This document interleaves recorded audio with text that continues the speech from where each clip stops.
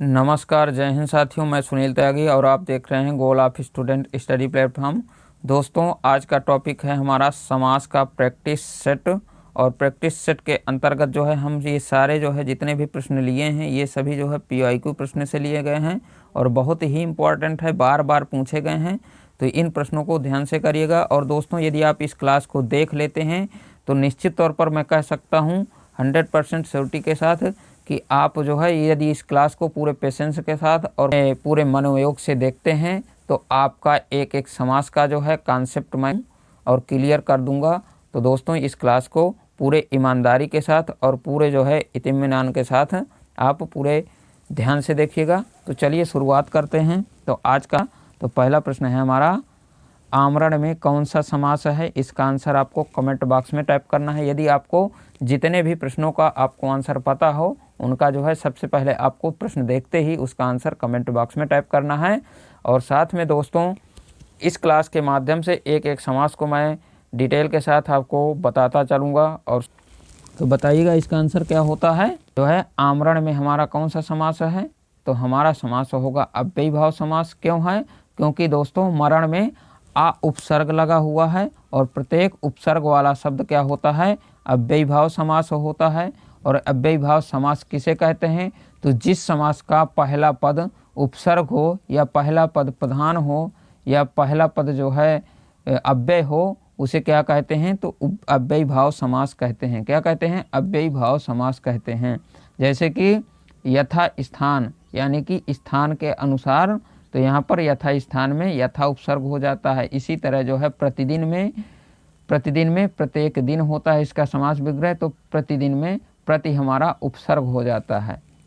तो इसका ऑप्शन कौन सा करेक्ट होगा? तो हमारा ऑप्शन बी करेक्ट है। आमरण में हमारा समास होगा अव्ययी भाव समास। अब चलते हैं सेकंड प्रश्न की तरफ। तो दोस्तों, सेकंड नंबर का हमारा प्रश्न कहता है द्वंद्व समास में कौन सा पद प्रधान होता है? इसका आंसर आपको कमेंट बॉक्स में बताना है। तो दोस्तों, मैंने आपको इसकी परिभाषा भी बताया था और क्लास में सारी चीज़ें बताया था, ट्रिक भी बताया था। तो आपको यदि ज़रा से अभी ध्यान हो और आपने क्लास देखा है तो आप बताइए इसका आंसर कमेंट बॉक्स में। यदि आपने क्लासें नहीं देखी हैं तो आपको मैं डिस्क्रिप्शन में क्लासों की जो है लिंक डलवा लूँगा। तो जितनी भी जो है हमने ग्रामर की क्लासें ली हैं, हिंदी ग्रामर की, तो आप उनको जा कर के एक एक करके जो है पूरे पेशेंस के साथ देखिएगा। और फिर आप चुटकियों में जो है अलंकार हो, संधि हो या फिर समास हो या जितने भी टॉपिक हिंदी व्याकरण के अंतर्गत आते हैं उन सभी टॉपिक्स को एक एक आपका बेस क्लियर हो जाएगा यदि आप क्लास देखते हैं। तो दोस्तों, इसका आंसर हमारा क्या हो जाएगा? तो जिस समास में दोनों पद प्रधान होते हैं वहाँ पर हमारा कौन सा समास? तो वहाँ पर हमारा होता है द्वंद्व समास। कौन सा? द्वंद्व समास होता है। तो इसका आंसर हमारा सी करेक्ट होगा। अब चलते हैं अगले प्रश्न की तरफ। तो अगला प्रश्न है हमारा थर्ड नंबर का। और थर्ड नंबर का प्रश्न क्या कहता है? इसमें कौन सा कथन पूरी तरह तत्पुरुष समास से संबंधित है? इसका आंसर आपको कमेंट बॉक्स में बताना है। इसमें कौन सा कथन चार में से तत्पुरुष समास से संबंधित है? तो इसका आंसर बताइएगा। तो दोस्तों, तत्पुरुष समास में हमने क्या पढ़ा था? तो तत्पुरुष समास में हमने पढ़ा था कि जिस समास में पूर्व पद गौण यानी कि पहला पद गौण हो और उत्तर पद यानी कि दूसरा पद या अंतिम पद प्रधान हो उसे तत्पुरुष समास कहते हैं। तो जिस समास में पूर्व पद गौण तथा उत्तर पद प्रधान हो वहाँ पर हमारा तत्पुरुष समास होता है। तो इसमें देखिए क्या होता है? तो इसमें प्रायः उत्तर पद क्या होता है? प्रधान होता है, यानी कि दूसरा पद प्रधान होता है। तो यहाँ पर तत्पुरुष समास हो जाएगा। तो हमारा ये ऑप्शन 3 करेक्ट है कि जो है तत्पुरुष समास में उत्तर पद प्रधान होता है। अब चलते हैं अगले प्रश्न की तरफ। तो अगला प्रश्न है हमारा फोर्थ नंबर का। और फोर्थ नंबर का प्रश्न क्या कहता है? जिस समासिक शब्द में पूर्व पद और उत्तर पद गौण और कोई तीसरा पद प्रधान हो वहाँ पर कौन सा समास होता है?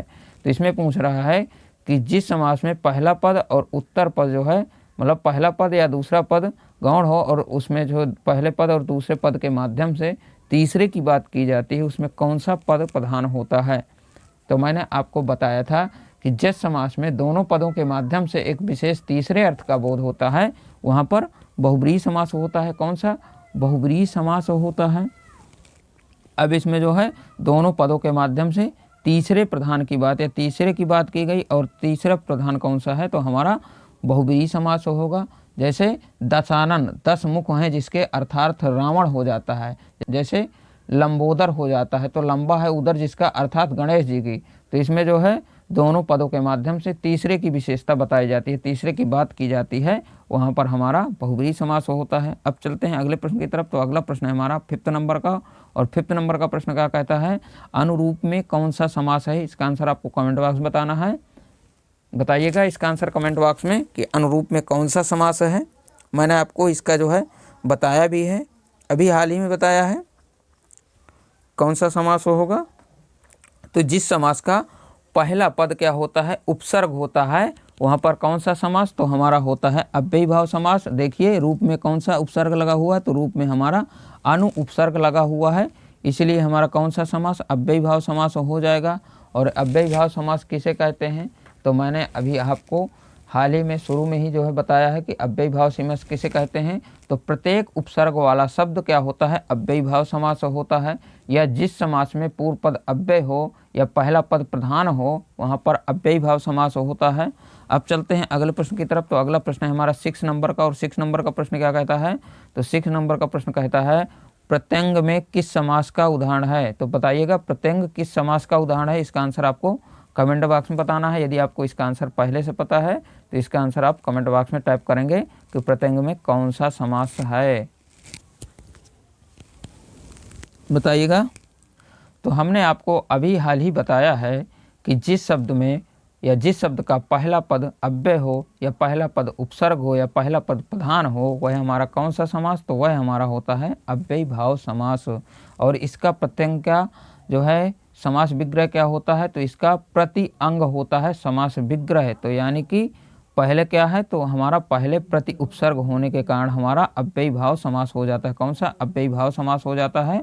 तो आंसर डी करेक्ट होगा। अब चलते हैं अगले प्रश्न की तरफ। तो अगला प्रश्न है हमारा 7th नंबर का, और 7th नंबर का प्रश्न क्या कहता है, सतसई किस समास का उदाहरण है। इसका आंसर आपको कमेंट बॉक्स में बताना है कि सतसई में कौन सा जो है समास होगा, बताइएगा। इसका आंसर सतसई में कौन सा समास होगा, आंसर आपको कमेंट बॉक्स में टाइप करना है कि सतसई में कौन सा समास है। तो दोस्तों मैंने आपको बताया था कि जिस समास का पहला पद संख्यावाची हो या पहला पद संख्या की विशेषता बताता हो, वहाँ पर कौन सा समास, तो वहाँ पर होता है हमारा द्विगु समास। क्यों, क्योंकि ये संख्या की बात करता है और पहले पद में संख्या की बात करता है, इसलिए हमारा द्विगु समास हो जाएगा। और सतसई का जो है समास विग्रह क्या हो जाएगा, 700 का समाहार हो जाता है। क्या हो जाता है, 700 का समाहार हो जाता है, इसलिए हमारे जो है संख्या की बात करता है, तब हमारा द्विगु समास हो जाता है। अब चलते हैं अगले प्रश्न की तरफ। तो अगला प्रश्न है हमारा 8 नंबर का, और 8 नंबर का प्रश्न क्या कहता है, कला प्रवीण में कौन सा समास है। कला प्रवीण में कौन सा समास है, तो इसका हम सबसे पहले क्या करेंगे, समास विग्रह करेंगे कि कला प्रवीण का समास विग्रह क्या होता है। तो कला प्रवीण का समास विग्रह होता है कला में प्रवीण। तो यहाँ पर देखिए में आया हुआ है, कला में प्रवीण, तो बीच में है, और में किस में आता है, तो मैंने आपको बताया था कि जो है ये क्या है, तो ये हमारा हो जाता है कारक चिन्ह। और जिस जो है शब्द में कारक चिन्ह का प्रयोग हो या जिस शब्द के समास विग्रह में या बीच में जो है समास विग्रह के शब्दों में जो है कारक चिन्हों का प्रयोग हो, वहाँ पर हमारा तत्पुरुष समास होता है। कौन सा, तत्पुरुष समास होता है। क्यों होता है, क्योंकि दोस्तों तत्पुरुष समास में अक्सर जो है ज़्यादातर किसका, तो कारक चिन्हों का प्रयोग होता है समास विग्रह के अंतर्गत। तो कला प्रवीण में कला में प्रवीण यानी कि तत्पुरुष समास हो जाएगा। तो इसका आंसर ऑप्शन सी करेक्ट है। अब चलते हैं अगले प्रश्न की तरफ। तो अगला प्रश्न है हमारा 9th नंबर का, और 9th नंबर का प्रश्न क्या कहता है, मृगनयन में कौन सा समास है, बताइएगा। इसका आंसर आपको कमेंट बॉक्स में बताना है कि मृगनयन में कौन सा समास है, बताइएगा। तो इसमें किसकी बात करता है, इसमें आँखों की बात करता है, आँखें कैसी हैं, मृग के समान हैं। तो इसमें विशेषता की बात करता है, किसके विशेषता की, आँखों की विशेषता की बताता है। तो दोस्तों प्रत्येक विशेषता बताने वाला शब्द क्या होता है, कर्मधारय समास होता है। इसमें जो है आँखों की विशेषता बताई गई है, और इसका जो है समास विग्रह क्या होता है, तो समास विग्रह हमारा होता है मृगनयन का क्या होता है, मृग रूपी नयन, अर्थात मृग रूप नयन। इसमें जो है आँखें कैसी बताई गई हैं, मृग के समान बताई गई हैं, तो आँखों की विशेषता बताने के कारण यहाँ पर कर्मधारय समास होगा। ऑप्शन बी करेक्ट है। अब चलते हैं अगले प्रश्न की तरफ। तो अगला प्रश्न है हमारा कौन सा, 10th नंबर का। और 10th नंबर का प्रश्न क्या कहता है, जिस समासिक शब्दों में पहला पद संख्या को व्यक्त करने वाला विशेषण होता है वह क्या कहलाता है। तो इसका आंसर अभी मैंने हाल ही इसी क्लास में आपको बताया है कि जब भी संख्या की बात हो पहले पद में तो आप आँख मूंद कर टिक करेंगे द्विगु समास में। किसमें, द्विगु समास में। जब भी आपको संख्या की बात कहीं पर भी दिखाई दे और पहला पद है संख्या की बात करता है तो वहाँ पर हमारा हो जाएगा द्विगु समास। कौन सा, द्विगु समास हो जाएगा, क्योंकि पहले पद में हमारा जो है संख्या की बात करता है। जैसे हमारा और एग्जाम्पल्स मैं आपको बता दूं, नवरत्न यानी कि 9 रत्नों का समूह, इसमें भी 9 पहले पद पर 9 संख्या की बात करता है, इसलिए हमारा द्विगु समास। सप्तदीप 7 दीपों का समूह, यहाँ पर 7 दीपों के समूह की बात कर रहा है, पहला पद जो है संख्यावाचक है, इसलिए हमारा द्विगु समास हो जाएगा। तो जिन समासिक शब्दों में पहला पद क्या हो, संख्या को बताता हो, वहाँ पर हमारा द्विगु समास हो जाता है। अब चलते हैं अगले प्रश्न की तरफ, हमारा 11th नंबर का। और 11th नंबर का प्रश्न क्या कहता है, राज दरबार में कौन सा समास है। इसका आंसर आपको कमेंट बॉक्स में बताना है कि राज दरबार में कौन सा समास होता है। तो मैंने आपको बताया था कि सबसे पहले तो आपको क्या करना है, विग्रह कर लेना है। क्या, समास विग्रह कर लेना है जिस भी शब्द का पूछ रहा है। अब इसमें राज दरबार का समास विग्रह क्या हो जाएगा, राजा का दरबार। अब राजा का दरबार यानी कि जो है हमारा कारक चिन्ह का प्रयोग हो रहा है ना, राजा का दरबार, तो इसलिए कारक चिन्ह का प्रयोग, जहाँ पर कारक चिन्हों का प्रयोग होगा वहाँ पर हमारा तत्पुरुष समास होता है। अब तत्पुरुष समास किसे कहते हैं, तो अभी हाल ही में मैंने जो है पिछले प्रश्न में भी बताया था कि तत्पुरुष समास किसे कहते हैं। तो जिस समास का पूर्व पद गौण तथा उत्तर पद या दूसरा पद प्रधान हो उसे तत्पुरुष समास कहते हैं। सर जो है तत्पुरुष समास में विशेषतः प्रमुख तौर पर सबसे ज़्यादा जो है कारक चिन्हों का प्रयोग होता है। अब इसमें राजा का दरबार यानी कि तत्पुरुष समास होगा, ऑप्शन सी करेक्ट होगा। अब चलते हैं अगले प्रश्न की तरफ। तो अगला प्रश्न है हमारा कौन सा, 12th नंबर का। और 12th नंबर का प्रश्न क्या कहता है, यथासंभव में कौन सा समास है। इसका आंसर आपको कमेंट बॉक्स में बताना है। यदि आपको पहले से पता है इसका आंसर तो आप कमेंट बॉक्स में टाइप करेंगे खट से कि यथासंभव में कौन सा समास है। तो दोस्तों यदि हमारी क्लास आपको पसंद आई हो तो आप हमारे चैनल को लाइक शेयर और सब्सक्राइब करने के साथ साथ अपने मित्रों को भी शेयर करिएगा। और दोस्तों एक महत्वपूर्ण बात, यदि जो है आपने समास की, अलंकार की, संधि की या व्याकरण के अंतर्गत जितने भी टॉपिक्स आपके एग्जाम्स में पूछे जाते हैं उनको नहीं देखा है तो मैं जो है आपको सजेस्ट करूंगा कि आप जो है हमारे चैनल में एक प्लेलिस्ट हिंदी व्याकरण की बनी हुई है, उसमें जा कर के संपूर्ण क्लासें एक जो है स्पेशल वे में या जो है एकदम ईजी वे में बनी हुई हैं। तो सब कुछ हमने संपूर्ण डिटेल के साथ और साथ में ट्रिक के साथ भी बताया है, तो आप जा कर के उसमें देख सकते हैं, या फिर मैं जो है डिस्क्रिप्शन में उसका लिंक डलवा दूंगा उन सभी क्लासों का, तो आप जो है डिस्क्रिप्शन में ही जा कर के उन सभी क्लासों को देख सकते हैं। तो इसका आंसर आपको कमेंट बॉक्स में बताना है कि यथासंभव में कौन सा समास है, बताइएगा। तो हमारे यथासंभव में क्या हुआ है, तो हमने बताया था प्रत्येक उपसर्ग वाला शब्द क्या होता है, अव्ययी भाव समास होता है। क्यों होता है, देखिए यथा संभव में क्या लगा हुआ है, तो संभव में हमारा यथा जो है क्या उपसर्ग लगा हुआ है, इसलिए हम आंख मूंद कर टिक लगाएंगे किसमें, अव्ययी भाव समास में। और अव्ययी भाव समास किसे कहते हैं, तो अभी हाल ही में मैंने बताया है कि जिस समास का पहला पद उपसर्ग होता है या पहला पद प्रधान होता है वह क्या होता है, तो वह होता है हमारा अव्ययी भाव समास। अब चलते हैं अगले प्रश्न की तरफ। तो अगला प्रश्न है हमारा 13 नंबर का। और 13 नंबर का प्रश्न क्या कहता है, जिस समास में पूर्व पद गौण तथा उत्तर पद दोनों प्रधान हो कौन सा समास कहलाता है। इसका आंसर आपको कमेंट बॉक्स में बताना है कि 13 नंबर का प्रश्न क्या कहता है। 13 नंबर का प्रश्न बताइएगा इसका आंसर कमेंट बॉक्स में। तो जिस समास में पूर्व पद गौण तथा उत्तर पद दोनों पद प्रधान हो कौन सा समास होता है, अभी हाल ही में मैंने आपको बताया है, इसकी परिभाषा भी बताया है कि कौन से समास में ये होता है। तो दोस्तों क्या होता है, तो हम जानते हैं कि जो है जिस समास में पूर्व पद मतलब पहला पद गौण और उत्तर पद दोनों ही प्रधान होते हैं वहाँ पर हमारा तत्पुरुष समास होता है। कौन सा, तत्पुरुष समास होता है। और तत्पुरुष समास में हमेशा क्या होता है, मुख्यतः जो है इसमें प्रमुख रूप से कारक चिन्हों का प्रयोग होता है। कारक हमारे कितने होते हैं, इसका आंसर आपको कमेंट बॉक्स में बताना है कि कारक हमारे कितने होते हैं हिंदी व्याकरण के अंतर्गत। तो कारक चिन्हों का जो है प्रयोग होता है तत्पुरुष समास में। तो इसका आंसर हमारा कौन सा सही होगा, तो ऑप्शन सी करेक्ट है। अब चलते हैं अगले प्रश्न की तरफ। तो अगला हमारा होगा 14 नंबर का प्रश्न। और 14 नंबर का प्रश्न क्या कहता है, देशभक्ति में कौन सा समास है। इसका आंसर आपको कमेंट बॉक्स में टाइप करना है कि देशभक्ति में कौन सा समास होगा। तो दोस्तों देशभक्ति का हम क्या करेंगे, सबसे पहले समास विग्रह करेंगे। तो देशभक्ति का हमारा समास विग्रह क्या हो जाएगा, देश के लिए भक्ति या देश के लिए जो है भक्ति या देश की भक्ति। तो देश की भक्ति हो जाएगा।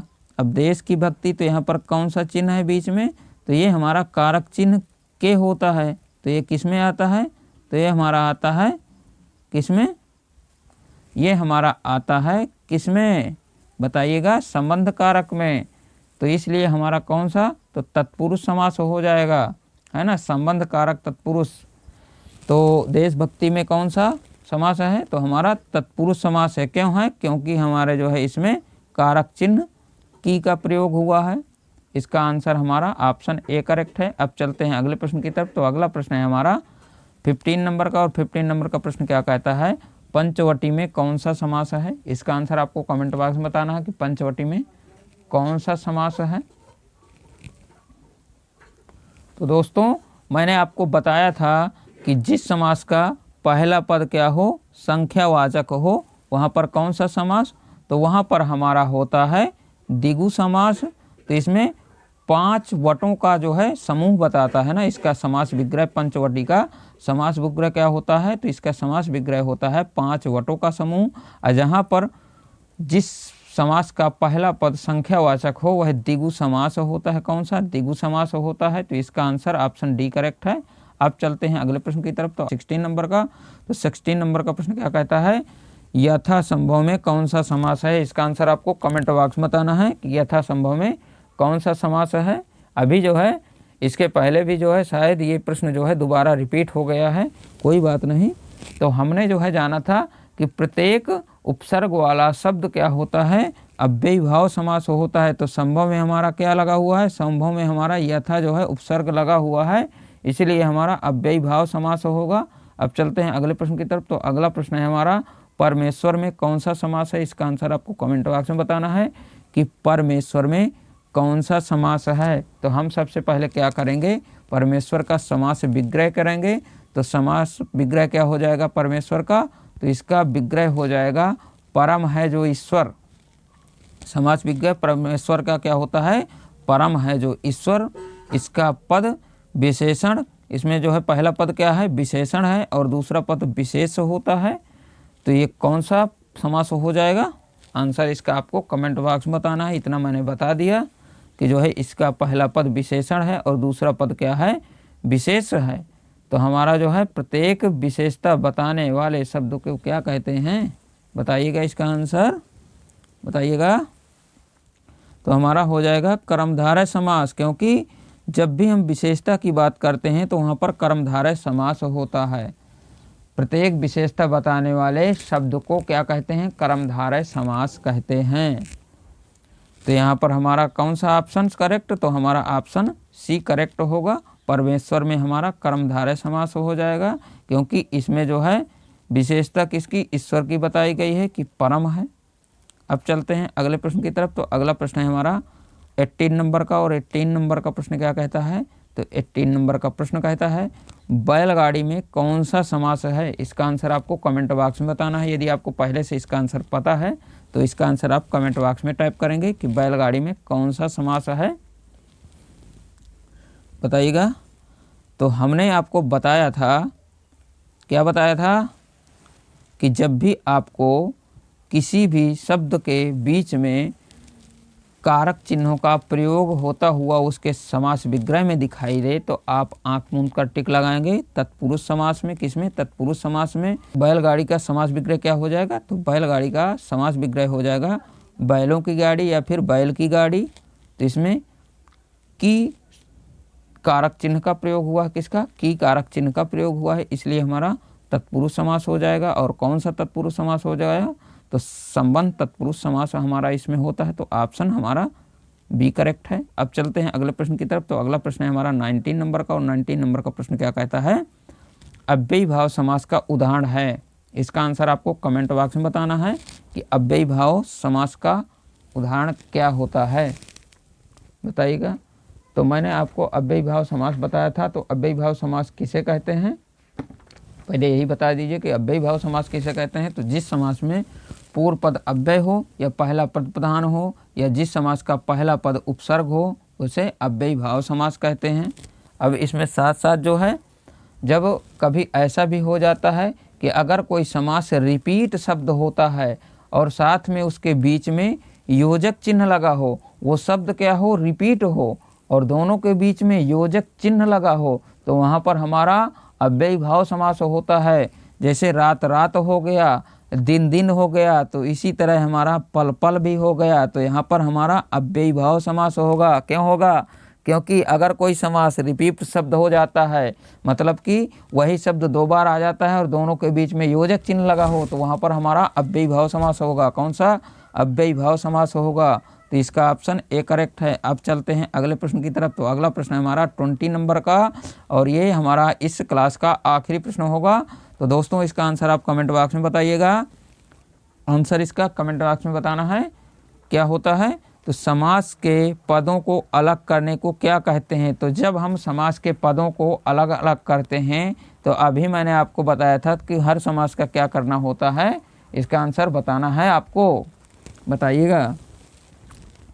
तो जब भी हम समास के पदों को अलग करते हैं, तो हम क्या किसकी बात करते हैं? विग्रह की, यानी कि समास विग्रह करते हैं। अभी मैंने जो है हर प्रश्न में आपको यही बताया हूँ कि इसका समास विग्रह क्या होता है। तो जब भी हम पदों को अलग करते हैं, तो उसे हम क्या कहते हैं? समास विग्रह कहते हैं। और समास किसे कहते हैं? तो मैंने आपको सभी क्लासों में, जितनी भी क्लास में मैंने समास की ली है, उसमें आपको बताया है, संक्षिप्त सी जो है परिभाषा आपको बताया है कि समास का मतलब संक्षिप्तीकरण से होता है। किसमें? संक्षिप्तीकरण से होता है, यानी कि दो या दो से ज़्यादा शब्दों से मिलकर बना एक सार्थक शब्द समास कहलाता है ना। दो या दो से ज़्यादा शब्दों से मिलकर बना एक सार्थक शब्द क्या कहलाता है? समास कहलाता है, यानी कि संक्षिप्तीकरण या संक्षेपक को ही समास कहते हैं। तो इसका आंसर हमारा ऑप्शन सी करेक्ट होगा। समास के पदों को अलग करने को क्या कहा जाता है? तो समास के पदों को अलग करने को समास विग्रह कहा जाता है। अब चलते हैं अगले प्रश्न की तरफ। तो अगला प्रश्न होगा हमारा goal of student study platform. दोस्तों यदि हमारी क्लास आपको पसंद आई हो, तो आप हमारे चैनल को लाइक शेयर और सब्सक्राइब करने के साथ साथ अपने फ्रेंड्स को भी शेयर करिएगा, और साथ में इस बेल आइकन को ज़रूर प्रेस करिएगा, ताकि जब भी हम अपना वीडियो अपलोड करें तो उसका नोटिफिकेशन सबसे पहले नंबर 1 पे आपको मिले। तो मिलते हैं दोस्तों किसी नेक्स्ट सेशन में, तब तक के लिए जय हिंद, वंदे मातरम साथियों। और दोस्तों ऐसे ही जो है हमारी क्लासों को देखते रहिए और कुछ सीखते रहिए। तो चलिए मिलते हैं किसी नेक्स्ट क्लास में।